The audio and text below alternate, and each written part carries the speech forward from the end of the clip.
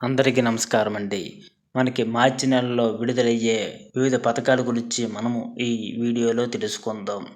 ఇవన్నిటి గురించి తెలుసుకునే ముందు మీరు మా ఛానల్‌ని కొత్తగా చూస్తున్నట్టయితే లైక్ చేసి ఛానల్‌ని సబ్స్క్రైబ్ చేయండి. ఇటువంటివి మీకు నోటిఫికేషన్ ద్వారా వస్తాయి. ఇప్పుడు ముందుగా మనకి 1వ తేదీన పెన్షన్ పంపిణీ జరుగుతూ ఉంటుందండి.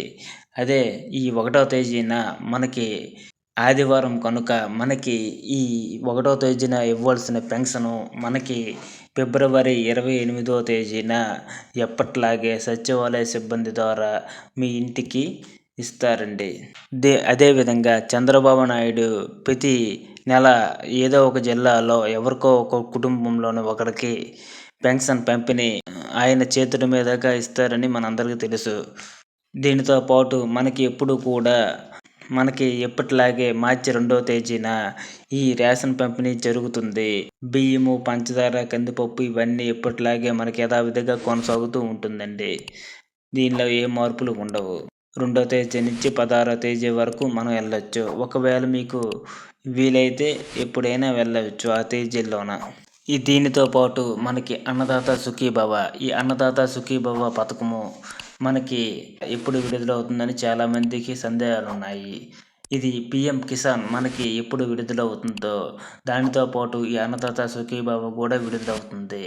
అయితే పీఎం కిసాన్ మనకి ఫిబ్రవరి లాస్ట్ వీక్లో కానీ లేదా మార్చి ఫస్ట్ వీక్లో కానీ పడే అవకాశం ఉన్నట్టు సమాచారం వస్తుందండి. ఈ మార్చి మొదటి వారంలో పడే అవకాశం ఎక్కువగా ఉందండి. ఎవరైనా మీకు ఈ కేవైసీ చేసుకోలేని వారు ఎవరైనా ఉంటే మీ దగ్గరలో ఉండే సిఎస్సి సెంటర్ దగ్గరికి వెళ్ళి ఈ కేవైసీ చేసుకోవాలండి. అదేవిధంగా మీ బ్యాంకుకి మొబైల్ నెంబర్ లింక్ అయ్యి ఉండాలండి. లేకపోతే ఈ పీఎం కిసాన్, ఈ అన్నదాత సుఖీభవ, ఈ పీఎం కిసాన్ యొక్క 22వ విడత, అన్నదాత సుఖీభవ 2 రావండి. మీ దగ్గరలో ఉండే బ్యాంకుకి వెళ్ళి ఈ విధంగా చేసుకోండి.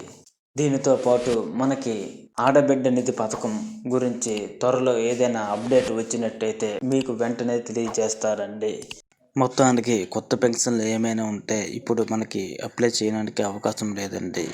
ఓన్లీ భర్త చనిపోతే భార్యకి వచ్చే పెన్షన్, విడో పెన్షన్ ఒకటే అప్లై చేసుకోవడానికి సచివాలయంలో అవకాశం ఉందండి.